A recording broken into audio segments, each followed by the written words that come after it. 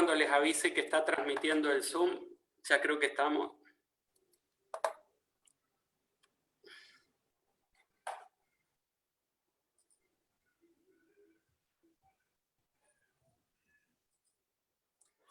Bien, ahí ya estamos en vivo. Vamos a esperar unos segunditos hasta que la gente se sume. Ya empezaron a sumarse. En el video de ayer tuvimos casi 5.000 personas mirando el video, sí. Así es que tuvo una muy linda repercusión. Bueno, ahí empezaron a sumarse.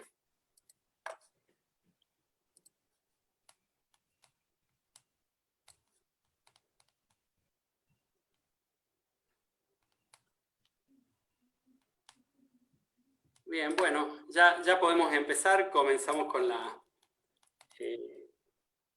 con la charla de hoy. De a poquito se irá sumando más gente. Ya hay más de 100 personas conectadas.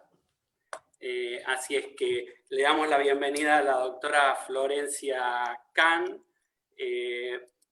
muy famosa ahora en la pandemia. La verdad es que la vemos en todos los medios, peleando contra la desinformación, en la misma tarea que estamos junto al doctor Carlos Peca Soriano acá, que bueno, a nosotros ya en Córdoba nos conocen.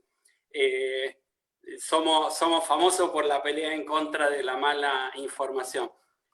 La doctora es médica, es infectóloga, es presidenta de la Sociedad Argentina de Vacunología y Epidemiología, así es que nadie mejor que ella para hablar del tema de vacunas.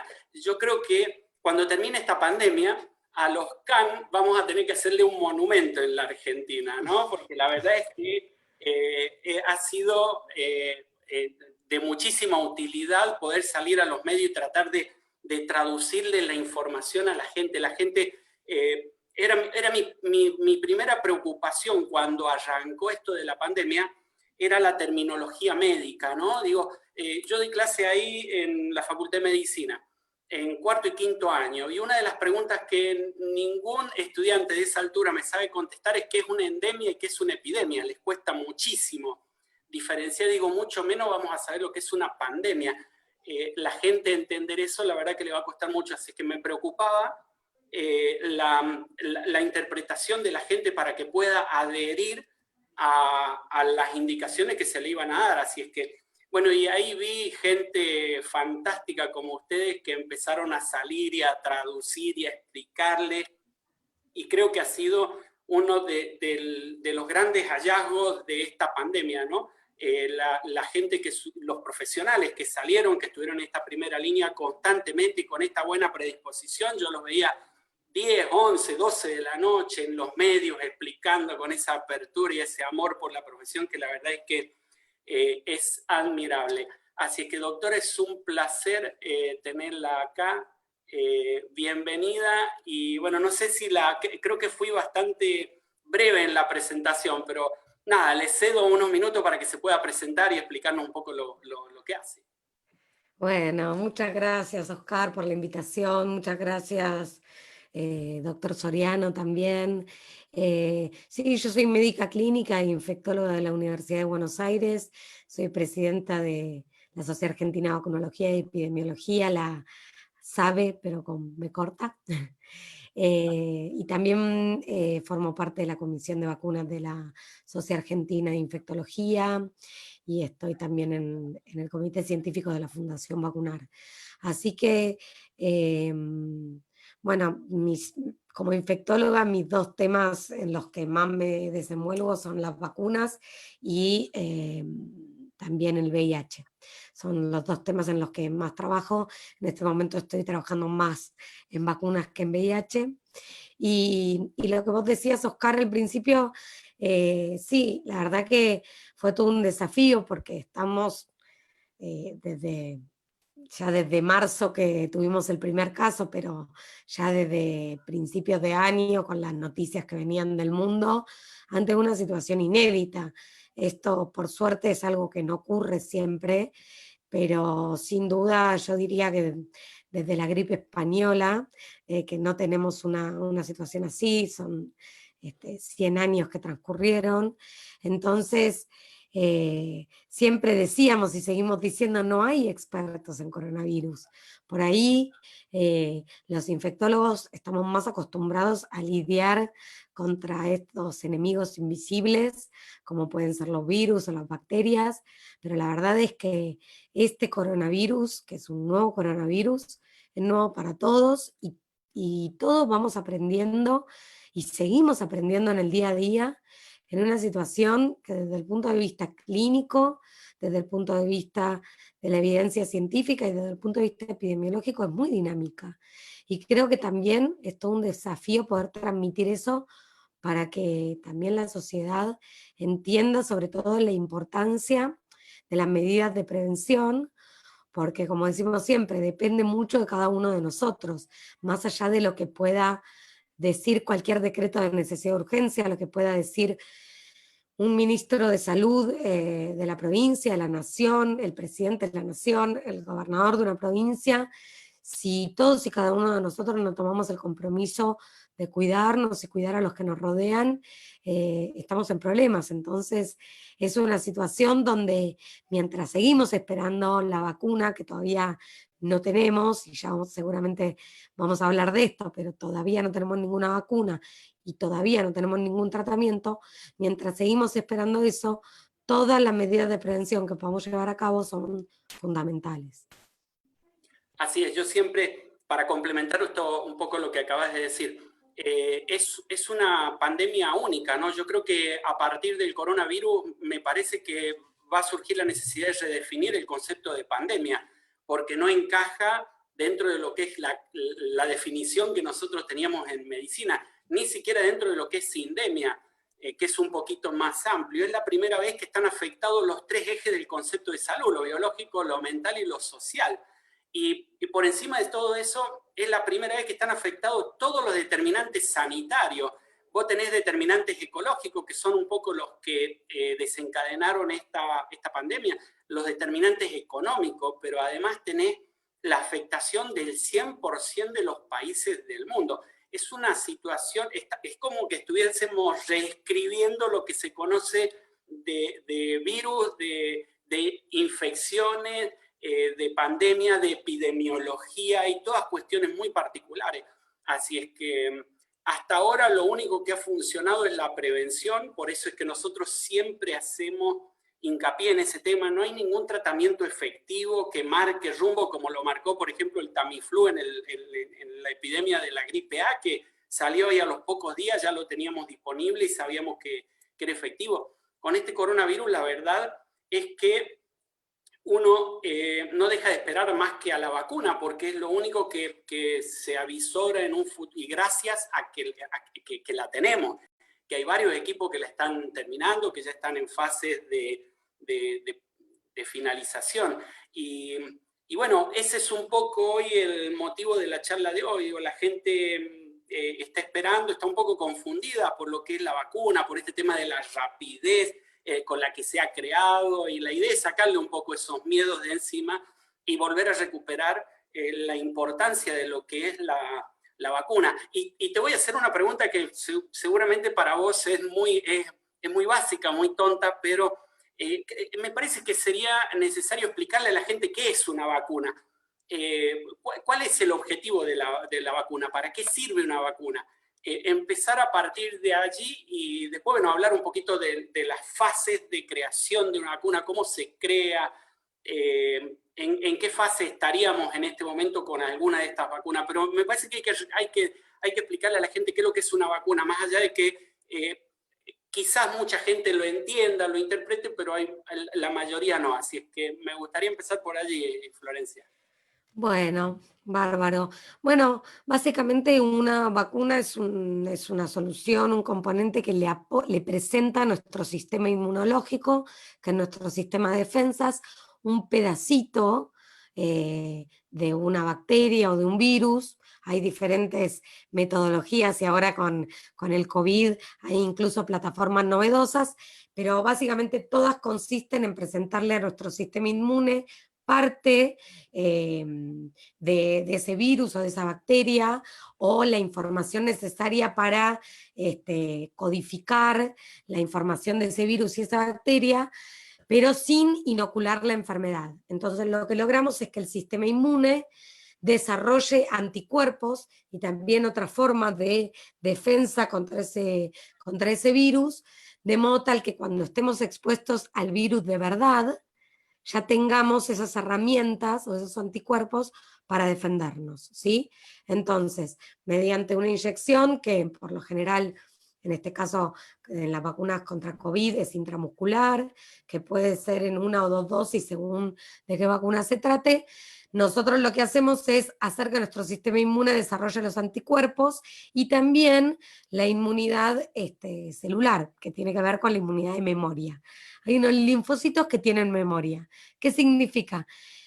Que si se desarrolló ese tipo de inmunidad por una vacuna, cuando vuelvan a estar expuestos, ¿sí?, a ese mismo microorganismo, se van a acordar que estuvieron expuestos y van a dar la señal para generar anticuerpos.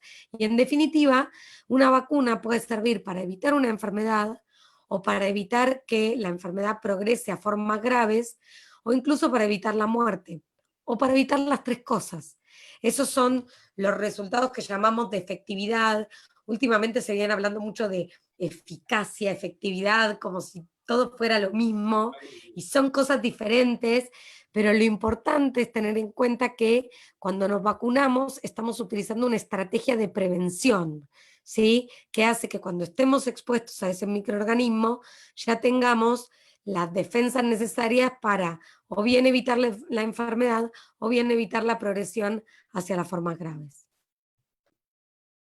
Bien, a ver, sería lo mismo en el caso, vamos a hablar puntualmente del coronavirus, porque hay mucha gente que dice, yo prefiero infectarme, o yo no me voy a vacunar, lo que significa que posiblemente si no se vacunan van a tener que confrontar contra el virus porque va a seguir circulando el virus. Aunque para mí es obvio, para mucha gente no, pero ¿qué sería más peligroso para la gente, la vacuna o el virus? A ver, lo que hay que tener en cuenta es que digamos, hay 11 vacunas que están en fase 3. Ustedes saben que las vacunas tienen diferentes fases de desarrollo, lo que es la fase preclínica, que es a nivel de laboratorio, con animales de experimentación. Después la fase 1 y la fase 2, donde se van probando diferentes dosis de la vacuna, y donde se prueba si hay una generación de anticuerpos. En estas fases se hacen con un número pequeño de voluntarios sanos, que son números que pueden ser cerca de 100 o 200 voluntarios sanos, y una vez que en esa fase 1 y fase 2 se mostró, además de la inmunogenicidad, es decir, la capacidad de generar anticuerpos, se demostró también que la vacuna es segura, porque la seguridad de las vacunas es un aspecto que atraviesa todas las fases de la investigación. Recién ahí se pasa a la fase 3, donde se estudian en miles y miles de personas. Por lo general siempre es un número alto, por arriba de 30.000, y en diferentes países del mundo. Por eso son estudios multicéntricos, randomizados, doble ciego contra placebo. ¿Qué significa esto en criollo? Bueno, randomizado quiere decir que por una especie de sorteo, según cómo está diseñado el estudio, pero en general es a la mitad de los voluntarios se les da la vacuna y a la otra mitad se les da placebo o se les da otra vacuna, pero el placebo puede ser, por ejemplo, solución fisiológica, y entonces es doble ciego porque ni los voluntarios ni los investigadores saben qué es lo que está recibiendo esa persona, ¿sí? Y entonces, estéticamente, tanto la vacuna como el placebo son iguales y no hay forma de diferenciar. Entonces, se van siguiendo a los dos grupos y se van haciendo extracciones de sangre para ir midiendo anticuerpos y también para evaluar la seguridad de la vacuna. Y algo muy, muy importante es que la seguridad de la vacuna, como yo les decía, se estudia en todas las fases, pero en la fase 3, también en todos los estudios de fase 3, hay un seguimiento muy estrecho de los voluntarios en cuanto a la seguridad y cualquier evento que puedan llegar a desarrollar, esté o no esté relacionado con la vacuna, siempre tiene que ser reportado. Y una vez que la vacuna finaliza su fase 3 y es aprobada por la autoridad regulatoria, en este caso ANMAT, viene la fase 4, que es la llamada de farmacovigilancia, cuando ya la vacuna se empieza a aplicar a millones de personas y pueden aparecer algunos eventos menos comunes, ¿sí?, que por ahí no se ven en estudios de 40, 50 o 60 mil individuos, pero sí se pueden ver ante la aplicación de la vacuna en millones de personas. Pero lo importante es saber que todavía no tenemos vacuna, que tenemos 11 vacunas en fase 3 y que es probable que por la situación de pandemia y de emergencia sanitaria puede existir alguna aprobación de lo que llamamos de emergencia con resultados interinos, que no es lo mismo que la aprobación con la fase 3 finalizada, porque la fase 3 depende del diseño de cada estudio, pero puede durar 1 o 2 años, porque requiere también un seguimiento posterior. Entonces, el hecho de que haya una aprobación de emergencia con resultados interinos va a hacer que esa vacuna esté disponible para determinadas poblaciones de riesgo, es decir, que una persona de 20 años que no tiene ninguna patología de base no va a poder vacunarse el año que viene, en marzo o abril. ¿Por qué? Porque la vacuna, ustedes saben que el Estado Nacional está en negociaciones con diferentes laboratorios productores de vacunas, y que las vacunas se están fabricando a riesgo, mientras transcurre la fase 3 se están fabricando las vacunas para ganar tiempo de alguna manera, aún a riesgo de que si en la fase 3 no se demostraran los resultados que se vieron en las fases previas, esas vacunas deberían desecharse.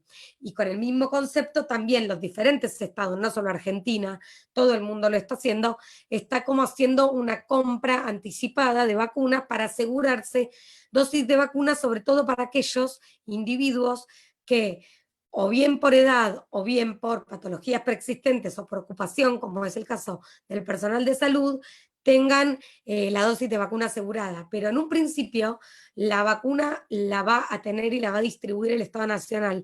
Es decir, que no es que una persona de 25 años sin ninguna patología va a poder ir a una farmacia o un vacunatorio y comprarse la vacuna de COVID, ¿sí? Porque esto tiene que ver con que es una estrategia sanitaria y de salud pública donde hay que priorizar aquellos grupos que tienen más riesgo de hacer formas graves o fallecer por COVID. Bien, es decir, tenemos para largo, ¿no?, con esto de la vacunación. No es fácil organizar una estrategia, una logística para vacunar a más o menos unos 30 millones de argentinos, que es lo que tendríamos que vacunar para poder salir de este problema. Se va a empezar con las personas que el equipo de salud, el equipo de seguridad y de allí algunas personas de más de 65 años. No es que vamos a ir en el mes de febrero a la farmacia a comprar la vacuna o al dispensario que me ponga la vacuna y me van a vacunar. Eso para nada. Por eso, Oscar, perdón, no, por eso es que en realidad las medidas de prevención que repetimos hasta el cansancio, pero nunca está de más decirlas nuevamente, son el pilar fundamental. Digamos, no es que porque el día de mañana salga una vacuna y algunos se las puedan aplicar, vamos a volver a la vida que por ahí teníamos en 2018-2019. Tenemos que vivir en una nueva normalidad y esa nueva normalidad implica el uso de barbijo, el lavado de manos, el distanciamiento, la imposibilidad de hacer actividades multitudinarias, porque esto es básicamente un virus de transmisión respiratoria y porque básicamente para lograr lo que muchos llaman inmunidad de rebaño, es decir, tener protección indirecta incluso a aquellos que no están vacunados, se necesita tener mínimo un 70% de la población vacunada y de eso estamos lejos. Entonces no podemos depositar todo en la vacuna. La vacuna, por supuesto que es una estrategia preventiva muy valiosa, pero no va a ser un fenómeno de todo o nada o que vamos a tener de la noche a la mañana. Por eso lo importante es ir retomando las actividades en los lugares donde la epidemiología lo permita, pero teniendo en cuenta estas medidas de prevención. Así es, vos sabés que hoy, y bueno, lo invito a Carlos para que cuando quiera se sume con alguna pregunta. Hoy me entrevistaban en un medio y me preguntaban acerca de las vacaciones, si ya en diciembre nos vamos a poder juntar con nuestras familias y en enero a salir de vacaciones normalmente. Y yo le decía, no, me parece que estamos lejos todavía de eso. Nos podremos reunir bajo determinados protocolos y bajo muchos cuidados, pero falta bastante para eso. Otra de las preguntas que por ahí me parece que ha sido un error de comunicación a nivel nacional y a nivel provincial también, es el tema este del levantamiento de la cuarentena en Cava. Se interpretó como que se levantó la cuarentena para todo el país. Mucha gente empezó a preguntar, que es lo que más nos preguntaban en los vivos que hacemos nosotros, es, ¿tengo que seguir usando el barbijo? Sí, y por mucho tiempo el barbijo vino para quedarse un largo tiempo y acompañarnos durante, no sé, por lo menos un año, calculo yo, porque este virus no va a ser fácil de erradicar. Creo que vino para Sí. quedarse por bastante tiempo, no sé qué opinás.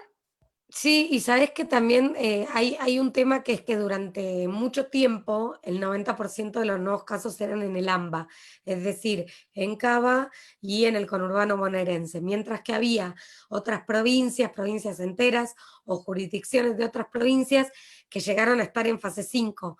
Nosotros en el AMBA recién hace poquitos días pasamos de ASPO a DISPO, y la realidad es que lamentablemente en Argentina hay una visión muy porteñocéntrica.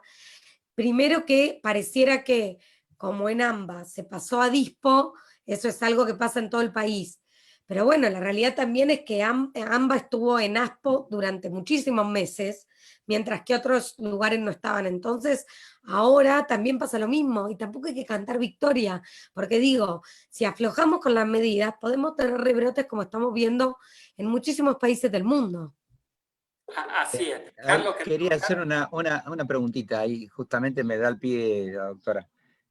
Bueno, te saludo en vivo, ya nos habíamos saludado antes, gracias por estar, creo que los cordobeses lo apreciamos mucho.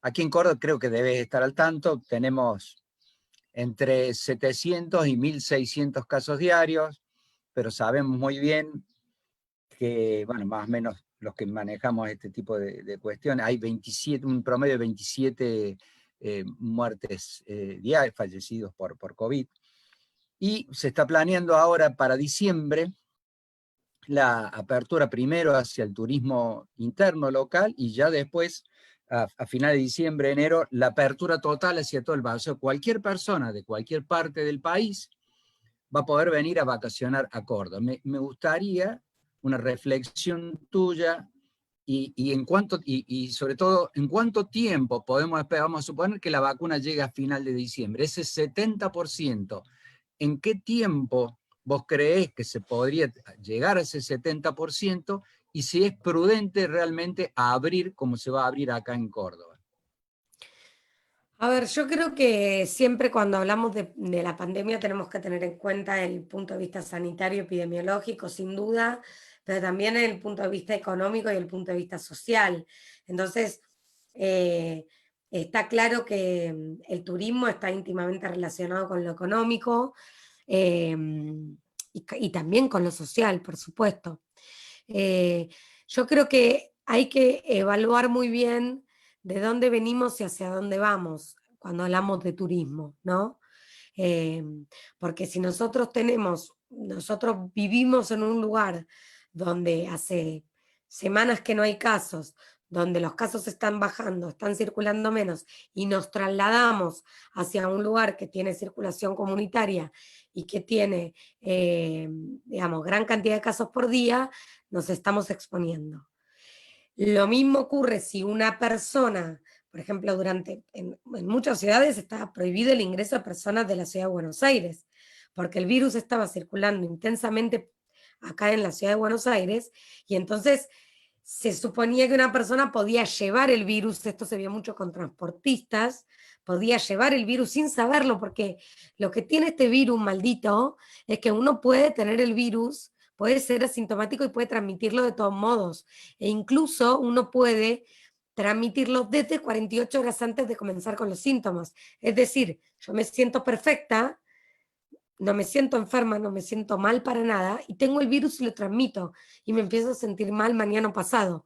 A todas las personas que yo vi hoy y mañana, las pude haber contagiado si no tomo las medidas indicadas. Entonces muchas veces en estos casos yo lo que digo es que no es tanto el qué, sino el cómo. No es qué actividades se abren, sino cómo se abren. ¿Va a haber un protocolo? ¿Va a ser obligatorio el uso del barbijo? ¿Van a estar prohibidas las actividades multitudinarias? Entonces, si el turismo va a ser como era siempre, yo digo no, porque nada puede ser como era siempre. Ahora, si el turismo va a ser con un protocolo y con las medidas destinadas a garantizar el cumplimiento de ese protocolo, puede llegar a ser. Ahora, siempre también hay una decisión individual. El otro día me preguntaban, porque acá en la ciudad de Buenos Aires, primero se habían habilitado los bares de las mesas en la calle y ahora se habilitaron los bares, también las mesas que están adentro, ¿no? Y ustedes saben que ya hay evidencia de sobra que hay transmisión a través de aerosoles, es decir, que hay pequeñas gotitas de saliva que pueden quedar como flotando en el aire y esas gotitas pueden tener el virus. Esas gotitas pueden quedar en el aire aproximadamente hasta 2 horas. Para que se den una idea, los que nos están escuchando, de qué hablamos cuando hablamos de aerosoles, es como el humo del cigarrillo. Si uno está en un lugar todo cerrado, queda como esa nube de humo, ¿no? Que uno incluso hasta la puede ver.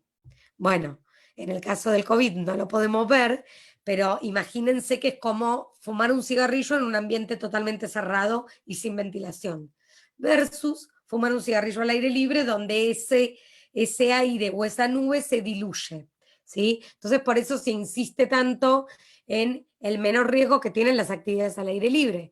Por supuesto que si yo estoy al aire libre y sin barbijo y a menos de 2 metros de distancia, lo mismo me voy a contagiar si estoy con una persona que tiene COVID, por más que esté al aire libre. Pero el riesgo es menor. Entonces, me preguntaban esto de los restaurantes, entonces lo importante de la prevención de la transmisión por aerosoles es justamente que los lugares estén bien ventilados y que el aire circule. Yo decía, también es decisión de cada uno. Si yo voy a un restaurante y veo que las mesas están adentro, que no está ventilado, que las mesas están muy juntas, que no se están cumpliendo con las medidas, yo me voy de ahí. Lo mismo si yo voy a dar una vuelta al parque y está lleno de gente, yo me voy de ahí, porque digo, también hay una decisión, independientemente de lo que esté permitido o de lo que no, que tiene que ver hasta qué punto estamos dispuestos a exponernos, ¿sí? Entonces, esté permitido o no esté permitido, hay una decisión que tiene que ver con el cuidado de cada uno de nosotros y de quienes nos rodean. Bien, clarísimo. Yo con los aerosoles siempre le explico a la gente y le digo, ¿ven en el invierno que uno sale afuera y respira y sale ese vaporcito que uno lo ve y que se hace visible? Ese es el aerosol. Y otro ejemplo es el desodorante de ambiente, que uno lo pulveriza en un ambiente y el perfume sigue estando después de muchísimo tiempo. Ese es el problema de los aerosoles. Cuando uno está hablando, se va formando una nube alrededor de uno de esos aerosoles y se va expandiendo y se va desplazando. Por eso es que es tan peligroso el tema de los aerosoles. Sí, porque además, perdona, agrego que en un principio, y por eso yo dije que también la evidencia científica se fue agregando con el tiempo y esto es algo muy dinámico, en un principio se pensaban que las gotas de saliva que podían contener al virus, eran muy grandes y muy pesadas y que a los 2 metros caían, ¿no? Entonces que el contagio era solamente de persona a persona o a través de superficies contaminadas, es decir, si yo toco una superficie contaminada, el virus no me entra por la piel de las manos, pero si yo me llevo las manos a los ojos, a la nariz o a la boca, me puedo contagiar. Esto era para las macrogotas. Ahora las microgotas, que son más chiquitas, son esas que pueden flotar. Entonces, si estamos en un ambiente cerrado, tenemos que tratar de ventilarlo y si no tiene ventilación, tenemos que estar sí o sí con el barbijo y el barbijo tiene que cubrir nariz, boca y mentón y tiene que estar bien adherido a la cara. Y les quiero decir algo, y esto parece chiste, pero no es chiste. No hace falta bajarse el barbijo para mandar un audio de WhatsApp, ni para hablar por teléfono, no hace falta. El sonido atraviesa cualquier tela. porque ustedes lo habrán visto, la gente se pone el barbijo mucha gente se pone el barbijo como de collar, ¿sí? Acá en la pera. Sí. Entonces, no hace falta. El barbijo es una medida de protección muy eficaz, junto con el distanciamiento, el lavado de manos, la ventilación de ambientes. Digo, porque no podemos poner todas las medidas de prevención en el mismo nivel de importancia. Porque yo veo gente que son de lo que yo llamo el club de la lavandina, el club del nevado. Volvió el nevado como en los 80, entonces la gente tiene toda la ropa manchada de lavandina, porque están los fanáticos de la lavandina o los que se sacan los zapatos para entrar a casa, pero después no se lavan las manos o no usan el barbijo. Eso es muy contradictorio, porque lo más importante no es sacarse los zapatos. Si te los querés sacar, está bien, si te querés cambiar la ropa también, pero lo principal es el barbijo, el distanciamiento, el lavado de manos y la ventilación de ambientes. En ese orden, Doc, muy claro lo que decís, pero en ese orden, una pregunta que puede ser muy obvia para vos, pero una vez a la gente no. El concepto de carga viral y su correlación con la gravedad de la enfermedad o no. Bueno, a ver, hay muchos estudios que demuestran que las personas que tienen más síntomas tienen más carga viral y entonces los que tienen más carga viral pueden transmitir más el virus porque tienen un inóculo mayor. Así como están estos estudios, también hay otros estudios que demuestran que aún personas que tienen carga viral alta pueden no desarrollar síntomas. Por ejemplo, porque en el caso de los niños, ustedes saben que los niños y las personas de cualquier edad tienen la misma chance de contraer el virus. No es que los chicos se enferman menos.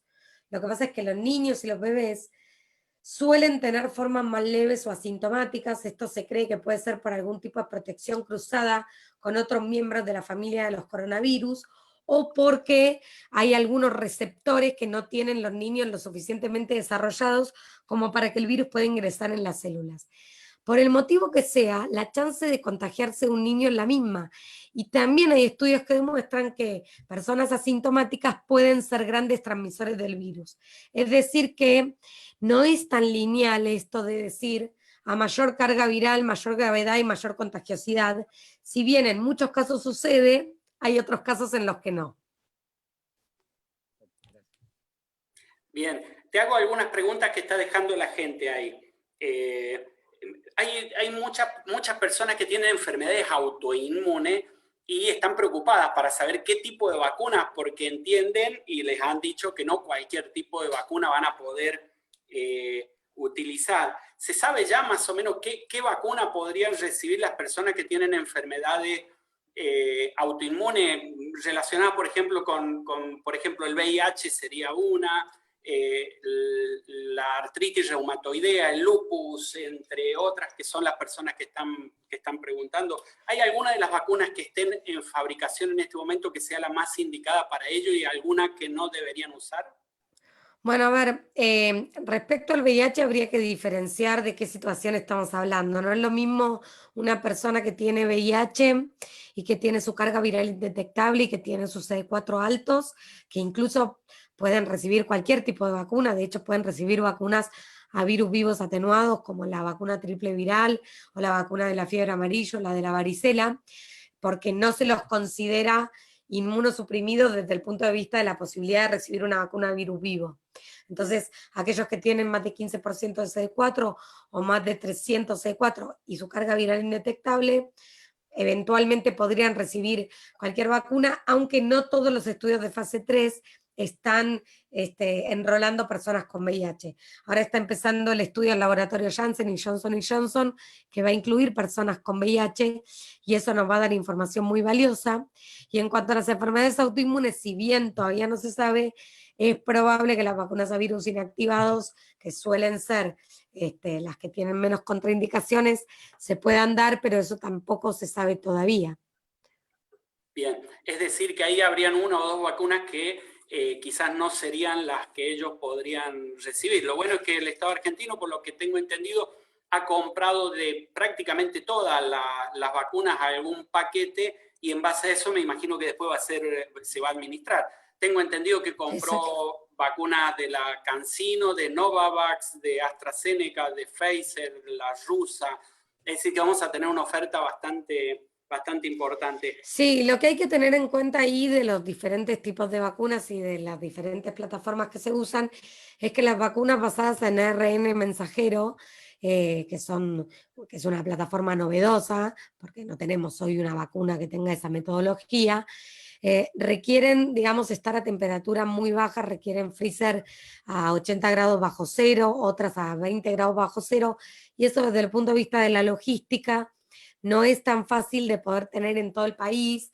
Entonces, por eso también de la vacuna de Pfizer que usa esta metodología, la compra que se hizo fue de un número menor de dosis, porque se sabe que por ahí no va a ser tan accesible para poder llegar a todos los rincones de la Argentina. Pero lo importante es lo que vos decías, Oscar, el Estado argentino se está garantizando, digamos, una cantidad interesante de dosis de diferentes laboratorios que usan diferentes metodologías y después se verá cuál está destinada a cada uno, ¿no? Claro, la Argentina tiene una distribución territorial casi similar a toda Europa. Digamos, no va a ser fácil trasladar la vacuna de Pfizer desde Cava hasta Jujuy o hasta Tierra del Fuego, porque la verdad que la logística va a ser muy cara. Ayer hablábamos con Ernesto Resnick y nos explicaba él que en Estados Unidos están armando granjas de freezer para poder mantener esta vacuna. Es decir, son grandes espacios en los correos con freezer para poder mantener esa vacuna. Eso, la verdad que requiere un gasto adicional en logística que con la distribución geográfica que tiene Argentina va a estar un poco, va a ser complicada. Así es que me imagino que la de Pfizer quedará mucho más acotado a la zona de AMBA y el resto de las vacunas vendrán para el interior que tienen una mayor facilidad en lo que es distribución. Sí, lo importante es saber que las vacunas que se distribuyan van a ser vacunas que ya van a haber demostrado, aunque sea en resultados interinos, lo que llamamos la eficacia, es decir, la reducción porcentual en la incidencia de una enfermedad. Para darles el ejemplo, uno dice, tengo en este estudio de fase 3 de una vacuna 200 casos de COVID. Voy a ver en esos 200 casos cuántos habían recibido la vacuna y cuántos habían recibido el placebo. Y los resultados que ustedes por ahí escucharon, eficacia 90% en Pfizer, 92% en la vacuna rusa, 94% en Moderna, todos van aumentando de a 2, pero esto es casualidad. Pero cuando se habla de eficacia, se habla porque se vio que en los casos de COVID eran mucho más frecuentes en los no vacunados que en los vacunados. Entonces eso nos habla de la eficacia de la vacuna para prevenir la enfermedad. Por supuesto que son números chicos todavía y resultados interinos, no son resultados finales y con el seguimiento a largo plazo, pero son resultados que vienen un poco a empezar a confirmar esos resultados que se habían visto en las fases preliminares.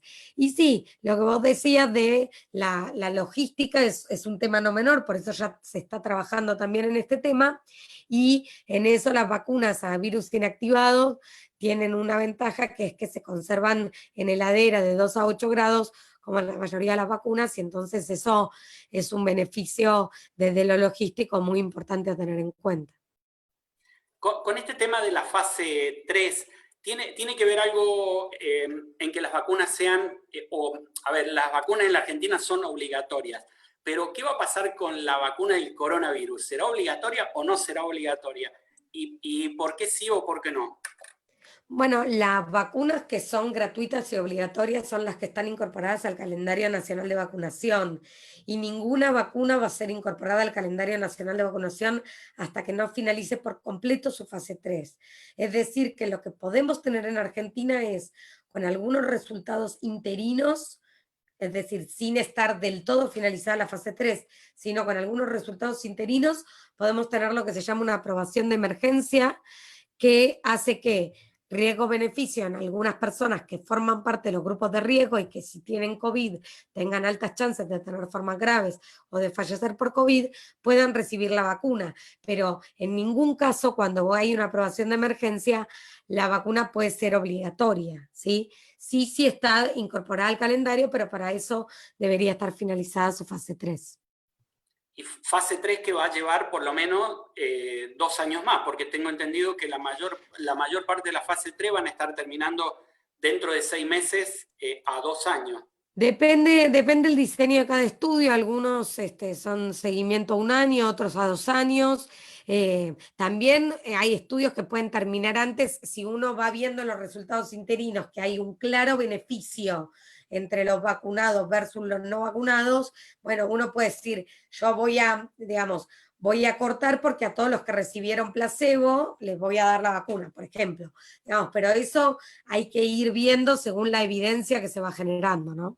Digo, la rapidez esta en la que se ha dado en la posibilidad de crear la vacuna, que en menos de 1 año la vamos a tener, tiene que ver con la cantidad de personas infectadas que hay en el mundo, sobre todo la fase 3, que es la que permite acelerar eso, porque si quisiéramos crear hoy una nueva vacuna para el sarampión, para el ébola, generar la cantidad de casos expuestos al virus es bastante difícil. ¿Tiene que ver con esto, con la cantidad de casos que hay de personas infectadas en el mundo?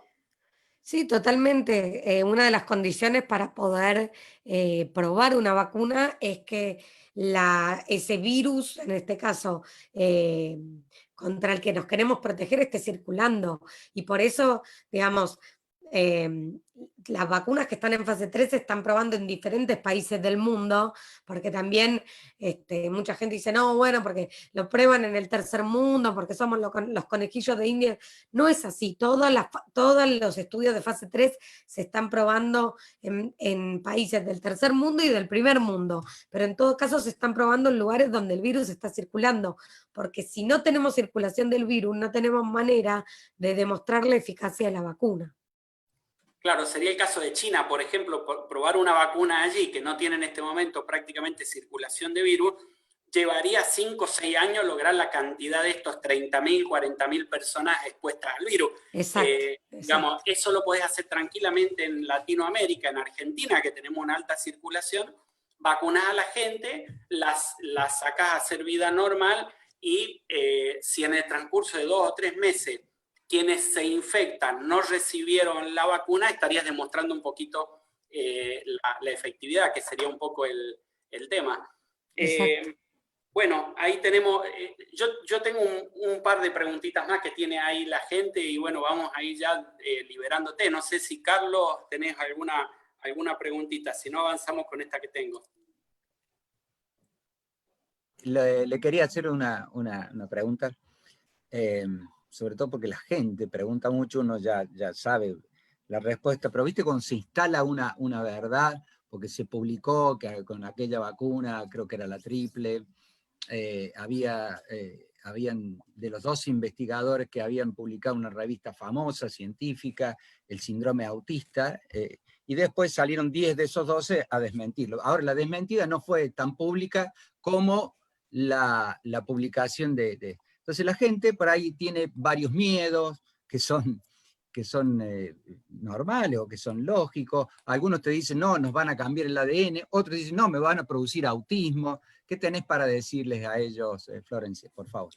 Bueno, el tema del autismo con la vacuna triple viral tuvo como complicación que se publicó en una revista médica muy prestigiosa, que obviamente el problema con los mitos que circulan alrededor de las vacunas es que nunca la desmentida tiene el mismo impacto que tiene la noticia original. Y entonces el daño que le ha producido a la humanidad ese trabajo publicado, por más que después se vio que se trató de un fraude y que en realidad la persona que publicó ese trabajo estaba tratando de desarrollar otra vacuna, digamos, entonces quería como de alguna manera desprestigiar a la vacuna existente, pero ese mito, esto de miente que algo quedará, ese mito quedó y a pesar de que después existieron múltiples estudios de investigación que demostraron que esto no es así,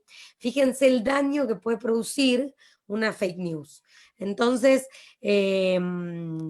muchas veces lo que nosotros decimos o hacemos como mucho hincapié es en esto de ser muy cuidadosos con la información que damos, porque nunca sabemos el receptor, la persona que está del otro lado, cómo cómo puede tomar o qué capacidad puede tener de procesar esa información.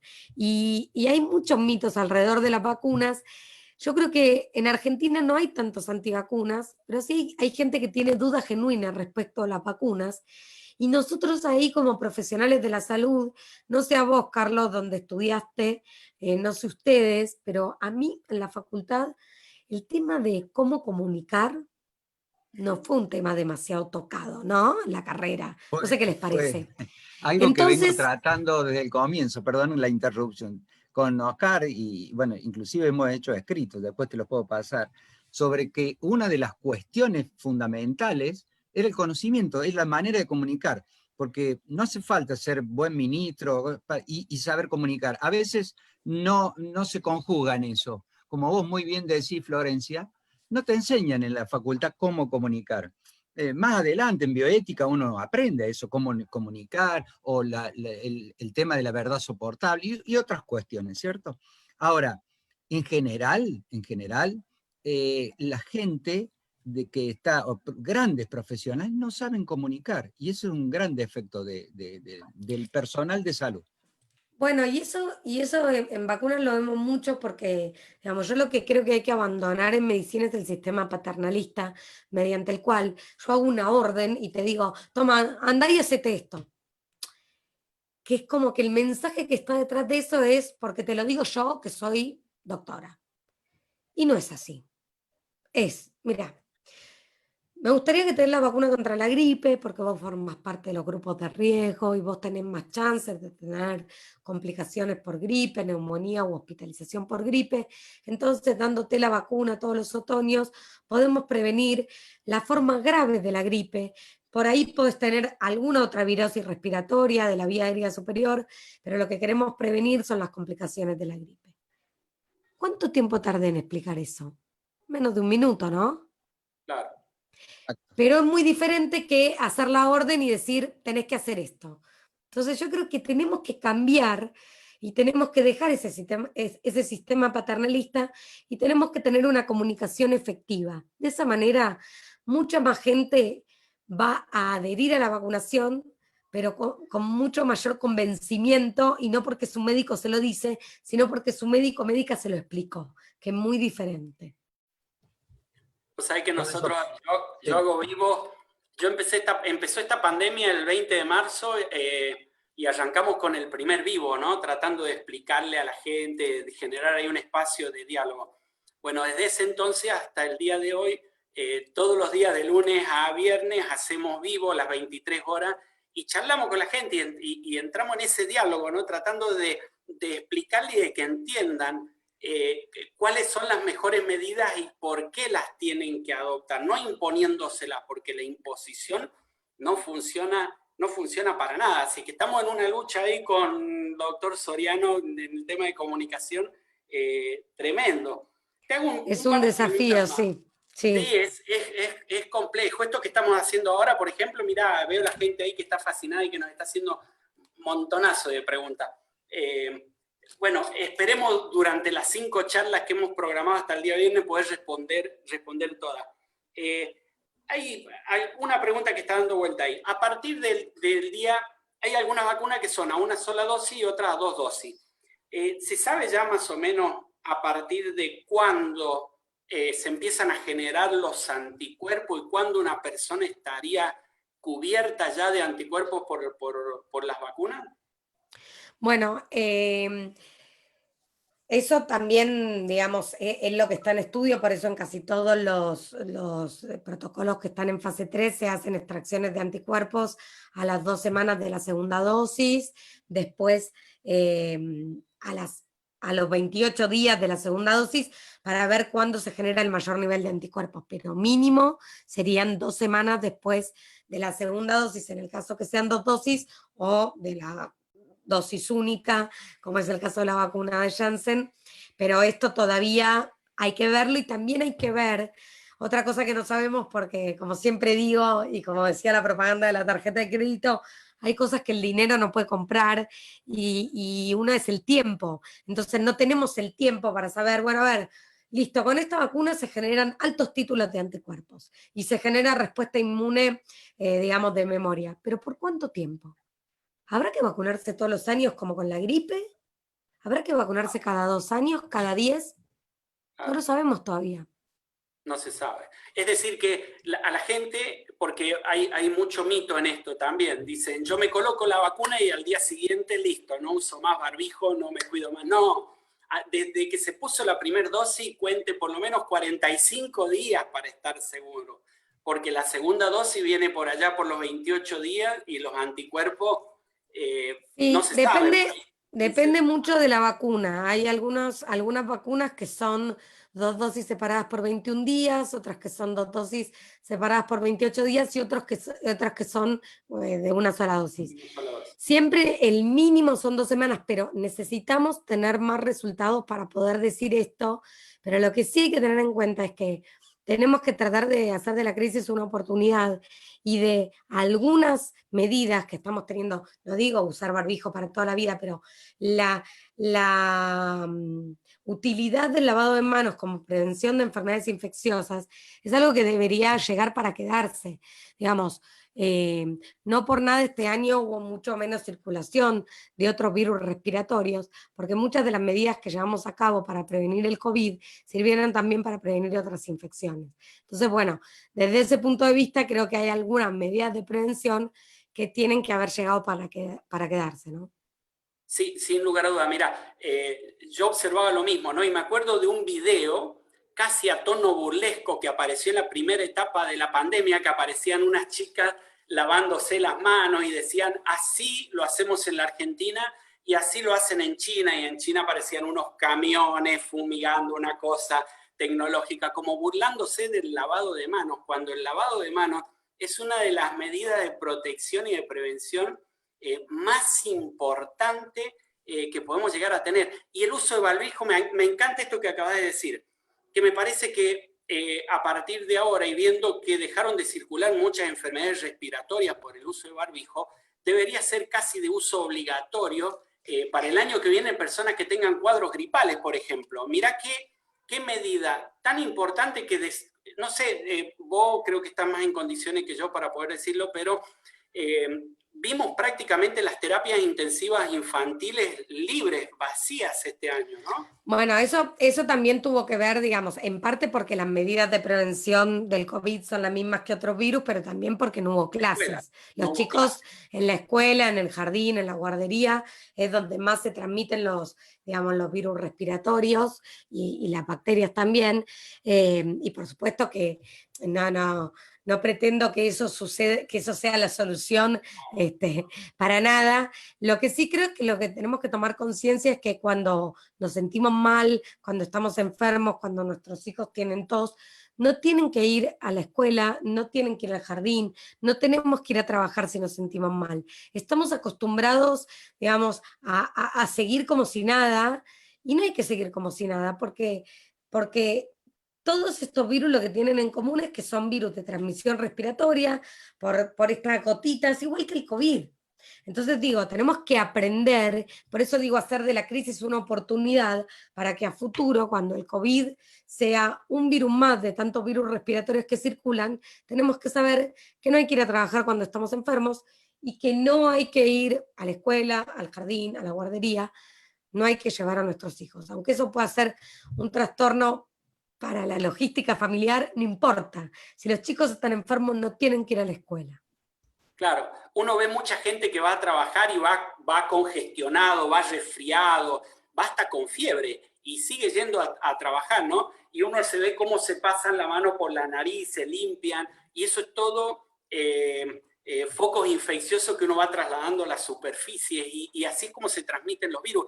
Así es que me parece que si logramos adoptar el tema de la higiene, el alcohol en gel, que fue lo mejor que nos dejó la pandemia de gripe del 2009, que fue fantástico, y que esta nos deje el uso de barbijo para aquellas personas que estén cursando con cuadros respiratorios, me parece que va a hacer que nos ahorremos muchísimas muertes, sí. Porque este año me parece que nos ahorramos muchas muertes de cuadros gripales, enfermedades respiratorias en realidad, no gripales. Sí, el uso de barbijo y el lavado de manos. El lavado de manos que parece una pavada, es muy difícil de instaurar.